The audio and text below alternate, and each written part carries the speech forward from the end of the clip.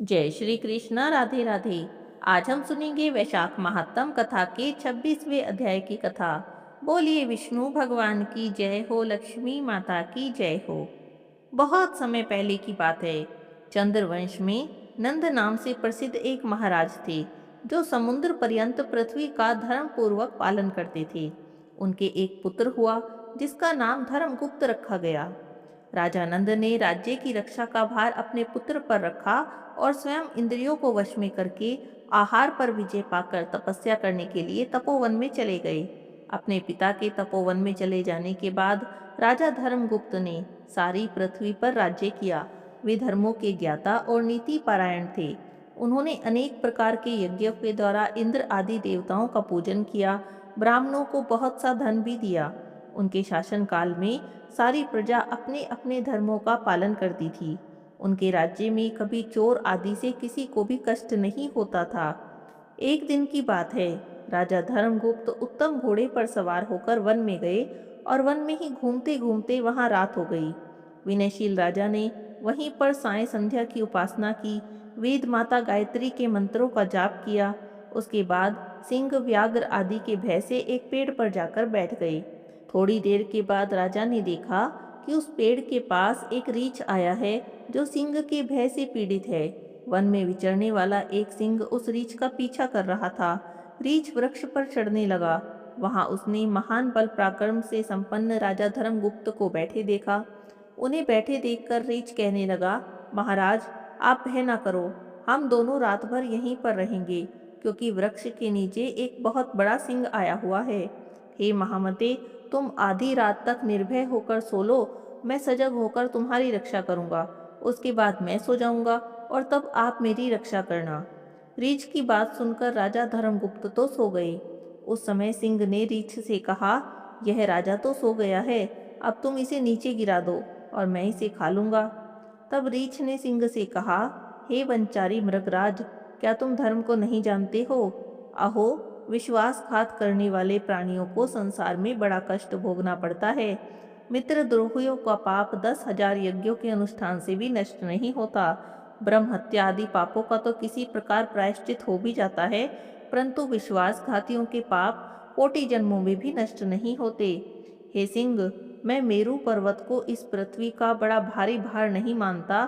संसार में जो विश्वासघाती है, उसी को मैं इस धरती का महान भार मानता हूँ। रीछ के ऐसा कहने पर सिंह चुप हो गया। उसके बाद राजा धर्मगुप्त जाग गए और वह रीछ वृक्ष पर सो गया। तब सिंह ने राजा से कहा, ये रीछ सो गया है, अब तुम इसे नीचे गिरा दो। तब राजा ने अपने गोदी में सिर रखकर सोए हुए रीछ को पृथ्वी की ओर धकेल दिया। राजा के गिराने पर रीछ वृक्ष की डाली पकड़ता हुआ लटक गया। पुण्य के कारण वह वृक्ष से नीचे नहीं गिरा। अब वह राजा के पास आया और क्रोध से कहने लगा, हे राजा, तुम मेरा रूप नहीं जानते हो। तुमने बहुत बड़ा पाप किया है। मैं इच्छानुसार रूप धारण करने वाला ध्यान काष्ट नाम का मुनि हूँ। मेरा जन्म भृगु वंश में हुआ है। मैंने स्वेच्छा से रीछ का रूप धारण किया।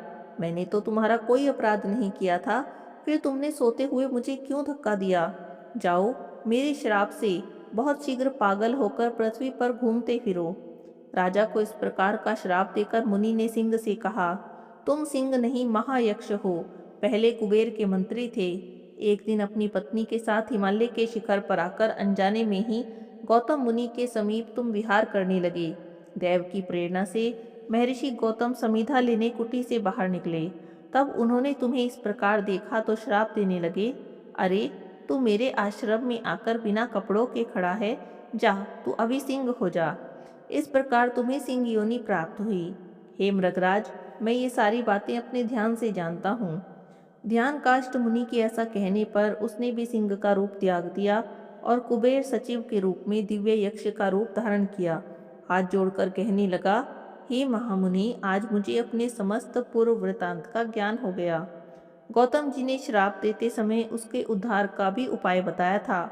जब रीछ रूपधारी ध्यान काष्ट मुनि के साथ तुम्हारा वार्तालाप होगा, तब तुम सिंह देह त्याग करके यक्ष रूप धारण कर लोगे। इस तरह वह यक्षराज मुनिवर को प्रणाम करके उत्तम विमान पर बैठा और अलकापुरी में चला गया। राजा धर्मगुप्त को पागल के रूप में देखकर मंत्री लोग उन्हें नर्मदा के तट पर उनके पिता के पास ले गए और कहने लगे, आपके पुत्र की बुद्धि विकृत हो गई है। अपने पुत्र का वृतांत जानकर राजा नंद ने उसे ले जाकर जैमिनी मुनि के पास उनके चरणों में डाल दिया और कहने लगे, हे भगवान, मेरा पुत्र इस समय उन्मादग्रस्त हो गया है। हे महामुनि, इसके रोग के निवारण का कोई उपाय तो होगा। उनके ऐसा पूछने पर मुनिवर जैमिनी ने दीर्घ काल तक ध्यान करके कहा, हे राजन, तुम्हारा पुत्र ध्यान काष्ट मुनि के श्राप से उन्मत्त हुआ है। इस श्राप से छुटकारा पाने का तुम्हें एक उपाय बताता हूँ। स्वर्णमुखरी नदी के तट पर वेंकट नाम का एक पर्वत है। वह पर्वत सभी पापों को हर लेने वाला है, परम पवित्र है। उसके शिखर पर स्वामी पुष्करणी नाम का एक बड़ा भारी तीर्थ है। हे महामते, वहीं पर अपने पुत्र को ले जाओ और उसमें स्नान कराओ। ऐसा करने से इसका उन्माद तत्काल ही नष्ट हो जाएगा। यह सुनकर राजा नंद ने जैमिनी मुनि को प्रणाम किया और अपने पुत्र को साथ लेकर स्वामी पुष्करणी तीर्थ को गए। नियम से अपने पुत्र को वहां पर स्नान कराया। वहां पर स्नान करने से उसका सारा उन्माद नष्ट हो गया। राजा नंद ने भी स्वामी पुष्करणी के जल में स्नान किया। फिर पुत्र के साथ एक दिन तक उस तीर्थ में निवास किया और वेंकटगिरी स्वामी दया निधान भगवान श्रीनिवास की सेवा की और पुनः तपस्या के लिए वन को चले गए। पिता के चले जाने पर राजा धर्मगुप्त ने भगवान वेंकटेश्वर में भक्ति रखते हुए ब्राह्मणों को बहुत सा धन धान्य दिया। अपनी मंत्रियों के साथ अपनी नगरी को चले आए। राजा धर्मगुप्त की इस कथा को जो कोई भी सुनता है, उसके सभी पाप नष्ट हो जाते हैं। भगवान विष्णु कहते हैं, राजा धर्मगुप्त का यह वृतांत ब्रह्म हत्या आदि पापों का भी निवारण करने वाला है। बोलिए विष्णु भगवान की जय हो, लक्ष्मी माता की जय हो। प्राचीन काल की बात है। एक गांव में एक साहूकार रहता था। साहूकार बहुत अमीर था। उसके घर में बहुत धन दौलत थी, लेकिन उसकी कोई संतान नहीं थी। साहूकार इस बात को लेकर हमेशा चिंतित रहता। वह साहूकार भगवान शिव का परम भक्त था और भगवान शिव को प्रसन्न करने के लिए हर सोमवार का व्रत करता। व्रत के दौरान भगवान शिव और माता पार्वती की पूजा करता। शाम को शिवलिंग पर दीपक जलाता। साहूकार की पूजा अर्चना को देखकर माता पार्वती प्रसन्न हो गई और उन्होंने भगवान शिव से कहा, हे प्रभु, यह साहूकार आपका परम भक्त है। हर सोमवार को विधि विधान से आपकी पूजा करता है और व्रत करता है। मुझे ऐसा लगता है कि आपको उसकी मनोकामना पूरी करनी चाहिए। जब भगवान शिव ने पार्वती माता की बात सुनी तो कहने लगे, हे गौरी, यह संसार एक कर्म क्षेत्र है। जैसे एक किसान अपने खेत में बीज बोता है, कुछ समय बाद उसे एक पेड़ मिलता है, उसी तरह संसार में हर व्यक्ति जैसा कर्म करता है, उसे वैसा ही फल प्राप्त होता है। भगवान शिव ने कहा, हे गौरी, इसके कर्मों के अनुसार इसके भाग्य में संतान सुख नहीं है। लेकिन माता पार्वती ने भोले भंडारी से दोबारा आग्रह किया और कहने लगी, हे नाथ, आप जो कह रहे हैं वो बिल्कुल सच है, लेकिन फिर भी आपको इसकी मनोकामना पूर्ण करनी चाहिए। यह आपका परम भक्त है। अगर आप अपने भक्तों की इच्छा को पूर्ण ही नहीं करेंगे तो आपके भक्त आपकी पूजा आराधना क्यों करेंगे? माता पार्वती के इतना आग्रह करने पर भगवान शिव ने कहा, यह साहूकार बहुत धनवान है। इसके कोई औलाद नहीं है, कोई पुत्र नहीं है, इसीलिए यह सदैव चिंतित रहता है। लेकिन इसके भाग्य में संतान योग ही नहीं है। तुम्हारे कहने पर मैं इसे पुत्र प्राप्ति का वरदान तो दे देता हूँ, लेकिन इसका पुत्र केवल 12 वर्षों तक ही जीवित रहेगा। फिर भगवान शिव ने रात्रि में साहूकार को स्वप्न में दर्शन दिए और कहा कि उसे जल्दी ही पुत्र रत्न की प्राप्ति होगी, लेकिन उसका पुत्र दीर्घायु नहीं होगा, बल्कि 12 वर्ष में उसकी मृत्यु हो जाएगी। इस बात को सुनकर साहूकार प्रसन्न भी हुआ और दुखी भी हुआ, लेकिन साहूकार ने अपनी पूजा अर्चना और व्रत करना नहीं छोड़ा। वह पहले की तरह ही व्रत और पूजा करता रहा। कुछ दिनों के बाद साहूकार की पत्नी गर्भवती हो गई। कुछ समय बाद उसने एक सुंदर बालक को जन्म दिया। बालक के जन्म से साहूकार के घर पर हर्षोल्लास का माहौल था, लेकिन साहूकार ज्यादा खुश नहीं था, क्योंकि उसे पता था उसके बालक का जीवन केवल 12 साल का है। लेकिन उसने यह बात किसी को भी नहीं बताई। जब वह पुत्र थोड़ा बड़ा हो गया तो साहूकार की पत्नी कहने लगी कि हमें इसका विवाह कर देना चाहिए। लेकिन साहूकार ने मना कर दिया और उसके मामा को बुलाया, उन्हें कुछ पैसे देकर बालक के साथ काशी जाने का आदेश दिया और कहा, इसे काशी ले जाओ और वहां जाकर इसकी शिक्षा दीक्षा का प्रबंध करो। काशी जाते समय रास्ते में यज्ञ करते हुए और ब्राह्मणों को भोजन कराते हुए जाना। अब दोनों मामा भांजों ने ऐसा ही किया। काशी जाते समय ब्राह्मणों को भोजन कराते हुए और यज्ञ करते हुए जाने लगे। किसी नगर से गुजर रहे थे। उस नगर का राजा अपनी पुत्री का विवाह एक ऐसे राजकुमार से करवा रहा था जो एक आंख से काना था, यानी उसे एक आंख से दिखाई नहीं देता था। और दूल्हे के पिता को इस बात की चिंता थी कि अगर राजा को इस बात का पता चल गया कि दूल्हा काना है तो वह राजकुमारी के विवाह के लिए मना कर देगा। इसीलिए उसने जब साहूकार के अति सुंदर पुत्र को देखा तो सोचने लगा कि क्यों ना मैं अपने पुत्र के स्थान पर तोरण के वक्त इस बालक को बैठा दूं। दुल्हन के पक्ष वालों को कुछ भी पता नहीं चलेगा। दूल्हे के पिता ने साहूकार के पुत्र को इस बात के लिए राजी कर लिया। तब साहूकार ने दूल्हे के कपड़े पहने और घोड़े पर चढ़कर तोरण की रस्म को पूरा कर लिया। तोरण के बाद जब फेरों की बारी आई तो दूल्हे के पिता ने सोचा कि क्यों ना फेरों का काम भी इसी से करा लूं। तो उसने साहूकार के पुत्र से अनुरोध किया कि वह दुल्हन के साथ फेरे ले ले और जब विवाह संपन्न हो जाए तो यह बात किसी को न बताए। मामा भी राजी हो गया और बेटा भी राजी हो गया। विवाह समारोह पूरी हंसी खुशी से निमट गया। शादी संपन्न होने के बाद मामा भांजे तो काशी के लिए प्रस्थान कर गए, पर साहूकार के बेटे ने दुल्हन के कपड़ों पर लिख दिया कि तुम्हारी शादी मुझसे हुई है, लेकिन जिसके साथ तुम्हें विदा करेंगे वह एक आंख से काना है और मैं काशी में शिक्षा ग्रहण करने जा रहा हूँ। जब राजकुमारी ने अपने कपड़ों पर ऐसे लिखा पढ़ा तो उसने राजकुमार के साथ जाने से मना कर दिया और अपने पिता से कहने लगी, यह मेरा पति नहीं है, मेरा पति तो शिक्षा ग्रहण करने के लिए काशी गया है। जब यह बात फैल गई तो मजबूरी में दूल्हे के पिता को सारी बात बतानी पड़ी। दुल्हन के पिता ने अपनी बेटी को भेजने से इनकार कर दिया। इधर मामा भांजे दोनों काशी पहुंच गए। बालक शिक्षा ग्रहण करने लगा और मामा ने यज्ञ करवाना शुरू कर दिया। इसी तरह से कुछ दिन बीत गए। जब साहूकार का बेटा 12 साल का हो गया तो एक दिन अपने मामा से कहने लगा कि मेरी तबीयत ठीक नहीं और मुझे तो नींद आ रही है। तब मामा ने कहा कि तुम अंदर जाकर सो जाओ। साहूकार का बेटा अंदर सोने चला गया और वहीं पर उसकी मृत्यु हो गई। कुछ देर के बाद मामा ने अंदर जाकर देखा तो देखा उसका भांजा तो मरा पड़ा है। वह बहुत दुखी हुआ, पर यज्ञ रोक नहीं सकता था, वरना यज्ञ अधूरा रह जाता। इसीलिए मामा ने किसी से कुछ भी नहीं कहा और वापस जाकर यज्ञ पूरा किया, ब्राह्मणों को भोजन कराया।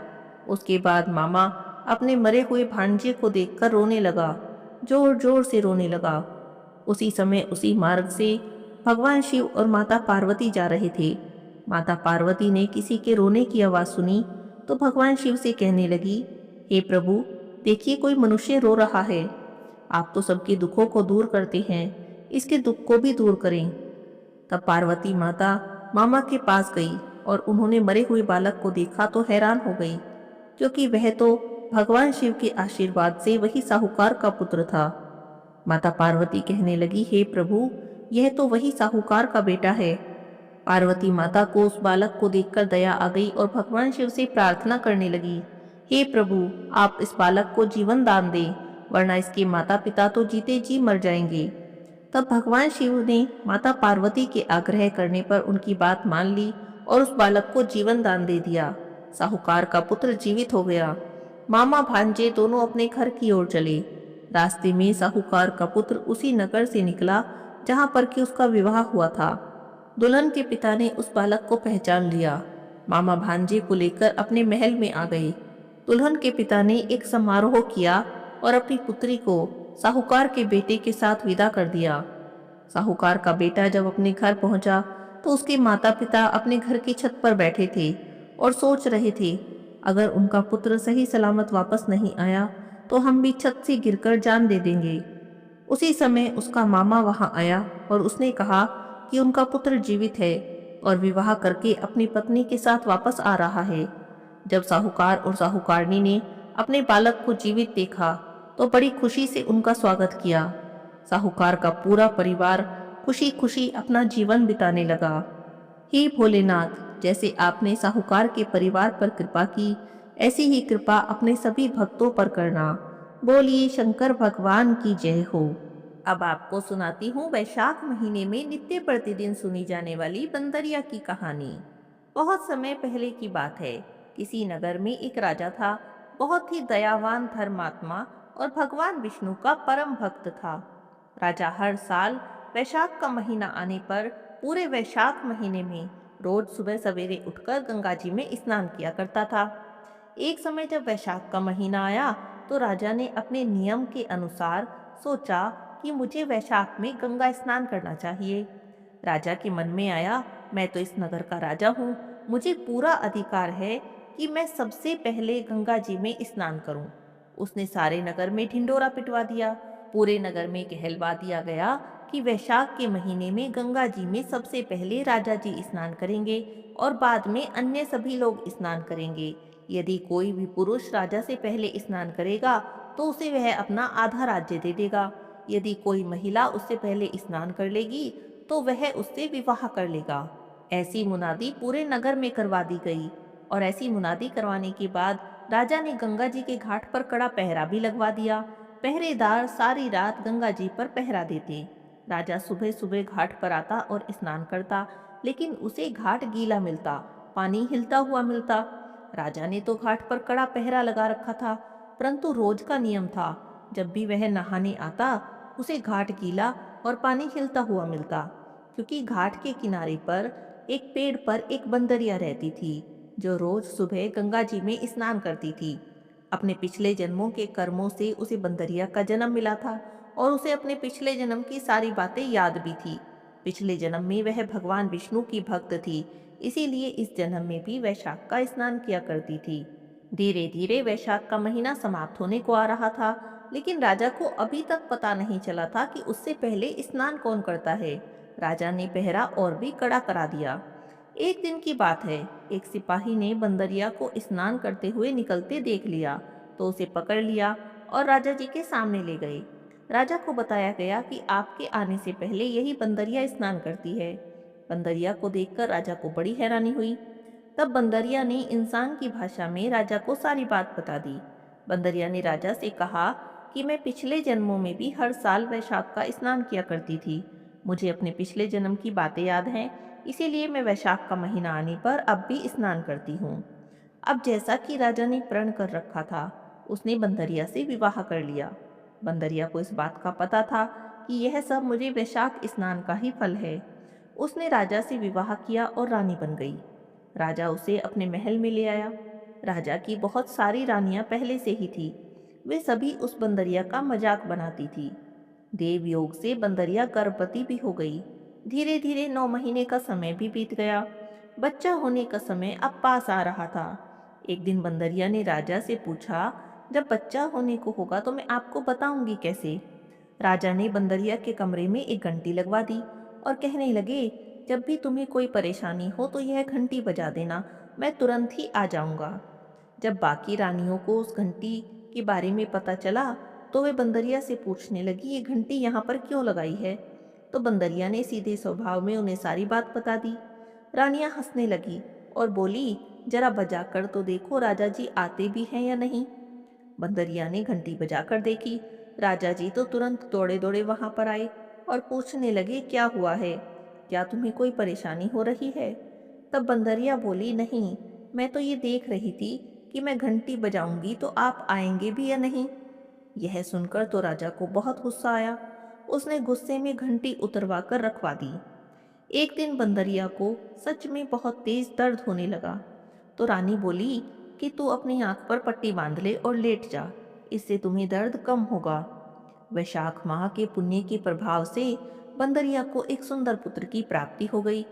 उसे देखकर तो रानियां जल भुन गई, क्योंकि राजा की रानियां तो बहुत थी, लेकिन किसी भी रानी के कोई संतान नहीं थी।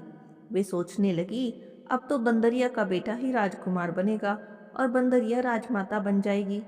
रानियों ने मिलकर एक योजना बनाई, हम इस बच्चे को ही गायब कर देते हैं। बड़ी रानी बच्चे को कपड़े में लपेटकर बाहर ले गई और दासी को दे दिया। दासी को बच्चे को देकर बोली, जाओ इसे नदी में बहा दो। और ऐसा कहकर रानी ने बंदरिया के पास एक पत्थर रख दिया।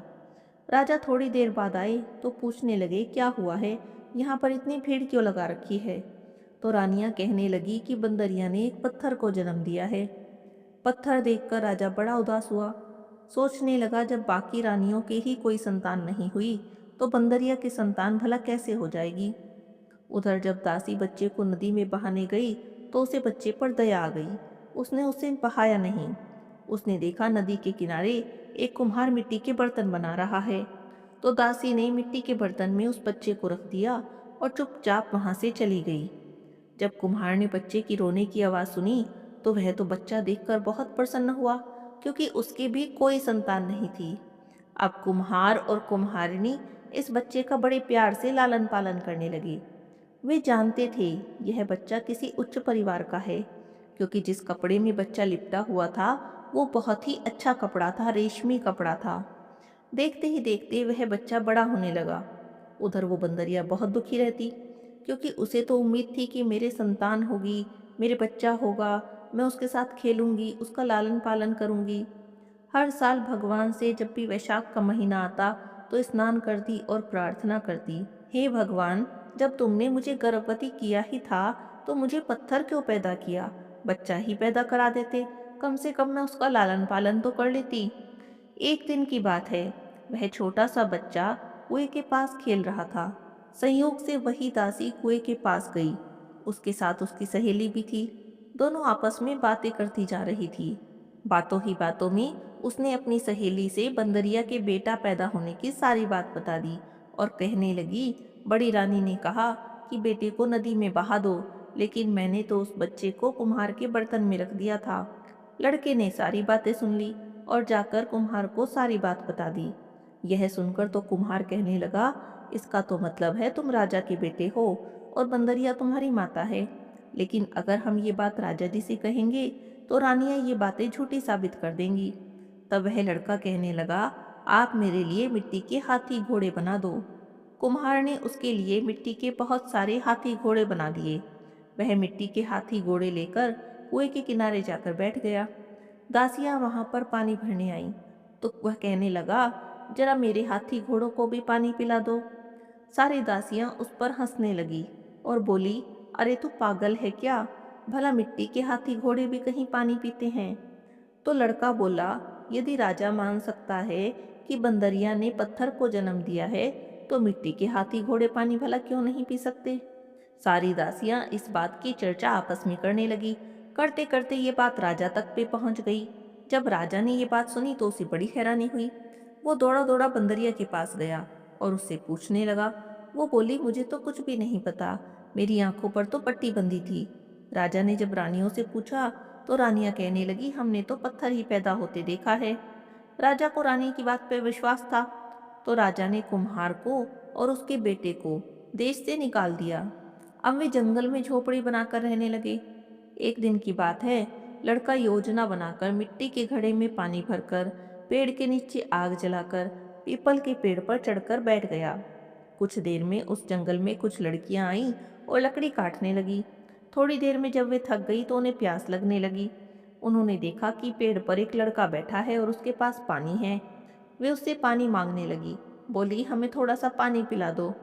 वो बोला, पानी तो मैं तुम्हें पिला दूंगा, पर तुम्हें मेरा एक काम करना होगा। मेरा गमछा पकड़कर तुम्हें मेरे पीछे पीछे चलना होगा। लड़कियों को तो बहुत जोर से प्यास लगी थी। उन्होंने सोचा, चलो इस काम करने के बाद पानी तो पिलेगा। उन्होंने हाँ कर दी। गमछा पकड़कर उसके पीछे पीछे चलने लगी। लड़के ने पीपल की और अग्नि की परिक्रमा करनी शुरू कर दी। थोड़ी देर में उन्हें पानी पिला दिया। पानी पीकर सभी लड़कियां अपने घर चली गई। घर जाकर उन्होंने बातों ही बातों में सारी बात अपनी माँ को बताई। माँ ने जब सुना तो उसके पिता को बताई। सभी लोग इकट्ठे होकर राजमहल में पहुंचे और वहां जाकर उन्होंने राजपुरोहित से सारी बात बताई। वे पूछने लगे कि पीपल के साथ क्या वहां पर अग्नि भी जली थी। तो लड़कियां बोली, हाँ, अग्नि भी जली थी। राजपुरोहित जी बोले, इन सभी लड़कियों का विवाह तो उस लड़के से हो गया है। अब राजा सभी के साथ उस लड़के से मिलने जंगल में पहुंचे और कहने लगे, तुमने तो इन सभी से विवाह किया है। लड़का बोला, हाँ, मैंने इन सभी से विवाह किया है। राजा कहने लगा, तो अब तुम्हें इन सबको अपने साथ अपने घर में रखना होगा। लड़का बोला, मैं तो जंगल में यहाँ वहाँ घूमता फिरता हूँ, मेरे पास कहाँ घर है जो मैं इन्हें रखूंगा।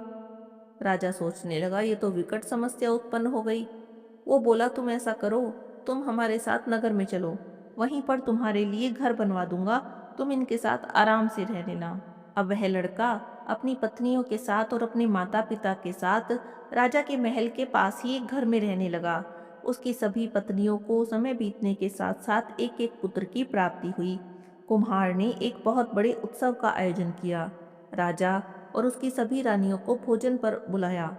राजा अपनी सभी रानियों के साथ उनके घर गए, लेकिन अपनी बंदरिया रानी को नहीं ले गए।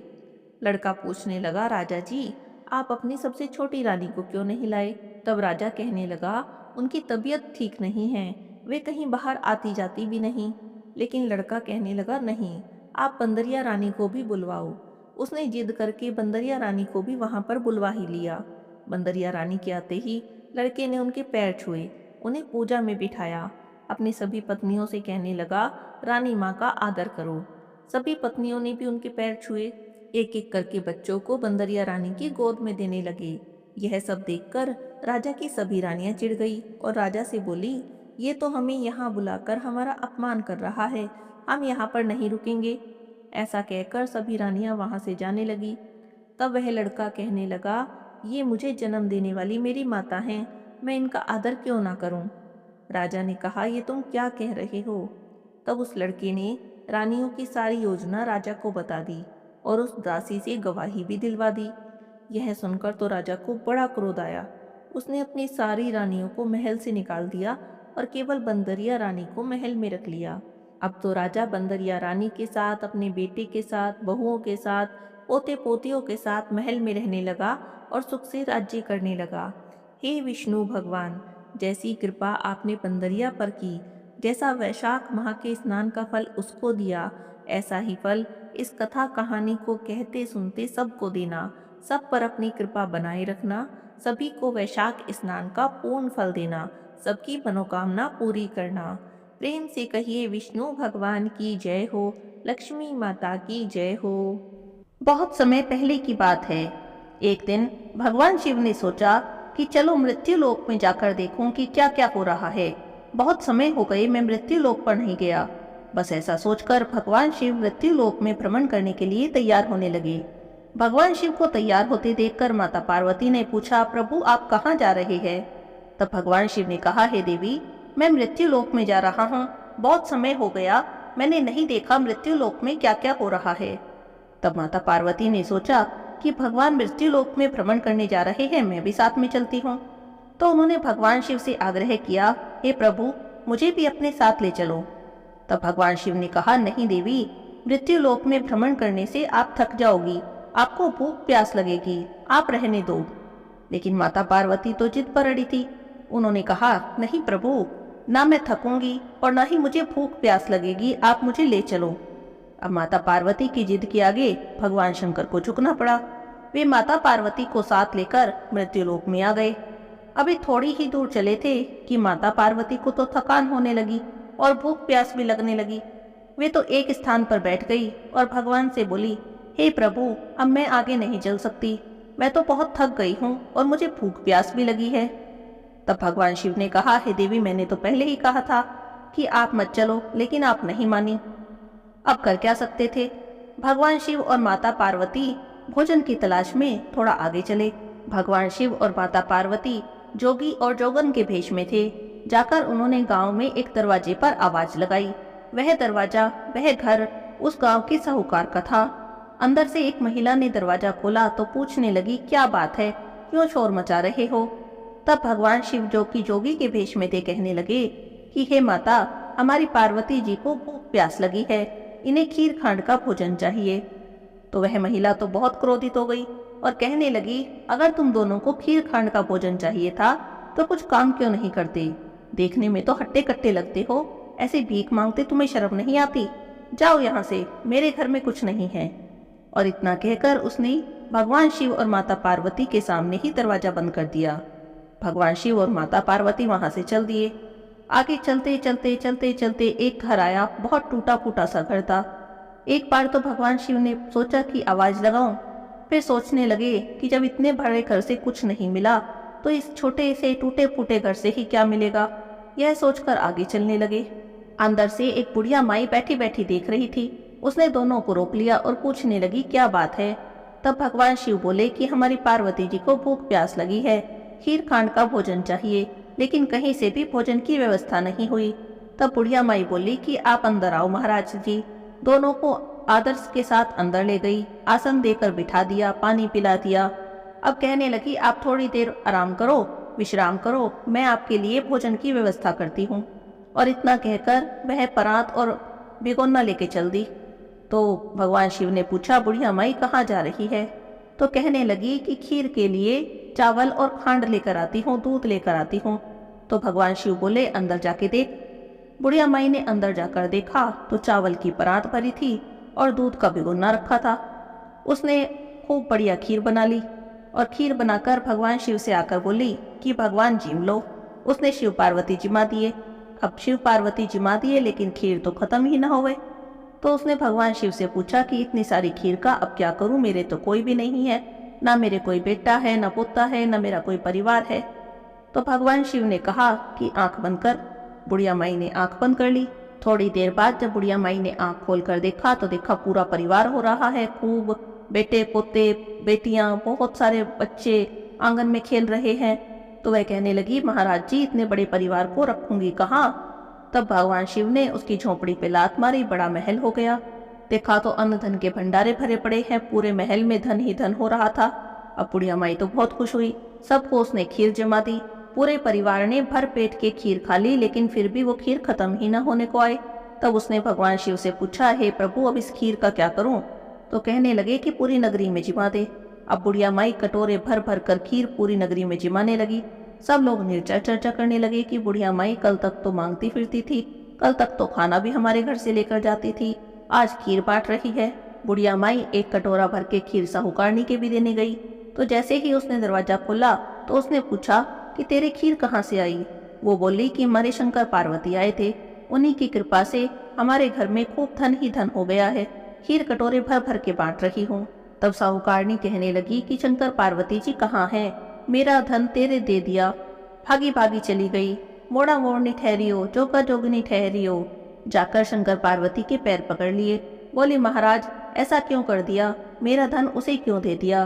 तब शंकर भगवान बोले मैंने तो ना उठाया ना धरा, तैने ना करी तेरे ना हो गया, उसने हाँ करी उसके हाँ हो गया। तब वह बोली ना महाराज कुछ तो दो।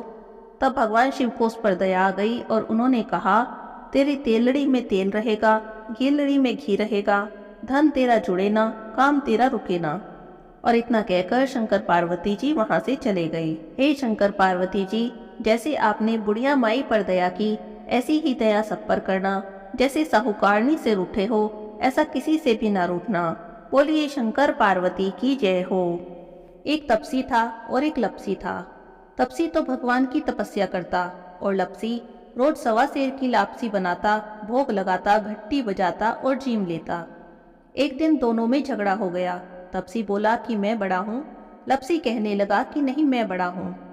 तपसी बोला कि मैं रोज भगवान की तपस्या करता हूँ इसीलिए मैं ही बड़ा हूँ। लपसी बोला कि मैं रोज भगवान को सवा सेर की लापसी का भोग लगाता हूँ इसीलिए मैं बड़ा हूँ। दोनों आपस में झगड़ रहे थे। नारद जी वहां से गुजरे तो दोनों को झगड़ते देखा। पूछने लगे कि क्यों झगड़ रहे हो।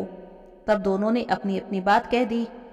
नारद जी बोले कि तुम लोग आपस में झगड़ा मत करो, तुम में से कौन बड़ा है इस बात का फैसला मैं कर दूंगा। अगले दिन सुबह सुबह तपसी और लपसी दोनों नहा कर आ रहे थे। नारद जी ने दोनों के रास्ते में 1.25 करोड़ की अंगूठी रख दी। तपसी ने अंगूठी देखी तो उसने तुरंत उठा ली। इतनी कीमती अंगूठी देखकर उसके मन में लालच आ गया। सोचने लगा कि बड़ी कीमती अंगूठी है, इसे बेचूंगा, बहुत सारे पैसे मिलेंगे, उन पैसों से एक बहुत बड़ा यज्ञ करूंगा और अपने आप को बड़ा साबित कर दूंगा। उधर लपसी ने अंगूठी देखी तो सोचने लगा अरे किसी की कीमती अंगूठी गिर गई है, लेकिन उसने अंगूठी को हाथ तक नहीं लगाया। सोचने लगा कि कहीं मैंने उठा ली तो चोर डाकू मेरे पीछे पड़ जाएंगे, कहीं मुझे मार दिया तो। वो तो रोज की तरह सवा सेर की लापसी बनाई, भगवान को भोग लगाया, घंटी बजाई और जीव लिया। थोड़ी देर में नारद जी वहां पर आए। दोनों कहने लगे कि बताओ नारद जी, हम दोनों में से कौन बड़ा है? तो नारद जी बोले कि दोनों खड़े हो जाओ। दोनों खड़े हो गए। जैसे ही दोनों खड़े हुए, तपसी के पैर के नीचे से अंगूठी निकली, जो उसने तपस्या करते टाइम अपने पैर के नीचे छुपा ली थी। तो नारद जी तपसी से बोले कि इतनी तपस्या कर ली तूने, पर तेरे मन का लालच अभी तक नहीं गया। जा, अब तुझे तेरी तपस्या का भी कोई फल नहीं मिलेगा। इतना सुनना था कि तपसी तो जोर जोर से रोने लगा। रोते रोते नारद जी के पैरों में गिर गया। बोला, महाराज दया करो और बताओ कि मुझे मेरी तपस्या का फल कैसे मिलेगा। तब नारद जी बोले कि जो अपने घर में गाय कुत्ते की रोटी नहीं बनाएगा, तो उसकी तपस्या का फल तुझे मिल जाएगा। दीवा जलाकर हाथ नहीं जोड़ेगा, ब्राह्मण को भोजन कराकर दक्षिणा नहीं देगा, तब उसकी तपस्या का फल तुझे मिल जाएगा। साड़ी देकर भेंट नहीं देगा, तो उसकी तपस्या का फल तुझे मिल जाएगा। जो सारी कहानी कहकर तेरी कहानी नहीं कहेगा, तब उसके सारे पुण्य, सारे फल तुझे मिल जाएंगे। बस तभी से सभी कथा कहानी के साथ तपसी लपसी की कहानी जरूर सुननी चाहिए, नहीं तो किसी भी कथा कहानी का फल नहीं मिलता।